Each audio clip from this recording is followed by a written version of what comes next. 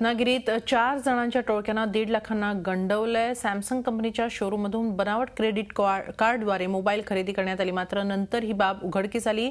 सॅमसंगच्या शोरूममध्ये 4 मोबाईल खरेदी त्यांनी केले, त्यांची किंमत 1,56,000 रुपये इतकी होती। या आरोपीनं इथं कार्ड स्वॅप केली, त्यानंतर हे आरोपी इथून फरार झाले आणि पुढील काही मिनिटात बँकेकडून हा अपहार असल्याचा फोन सॅमसंगच्या शोरूमला आला, मात्र तोपर्यंत आरोपी पांढऱ्या रंगाच्या आलिशान कारमधून पळून गेले होते। एका ज्वेलर्सच्या दुकानात या टोळक्यानं 60,000 रुपयांचे दागिने खरेदी करून तिथंही कार्ड वापरलंय। या टोळक्यांमध्ये एक महिला असल्याचंही समोर आलंय।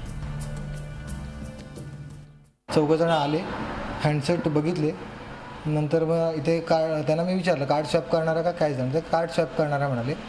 मग तिकडे मॅनेजरने आमच्या कार्ड स्वॅप केलं। पण 4 हँडसेट घेतले त्यांनी, A6 2 एज जे सॅमसंगचे आता प्रीमियम हँडसेट आहेत ते 2 घेतले त्यांनी, आणि एक A5 आणि एक A7 असे 2, एकूण टोटल 1.5 लाखाच्या आसपास त्यांनी खरेदी केली आपल्याला।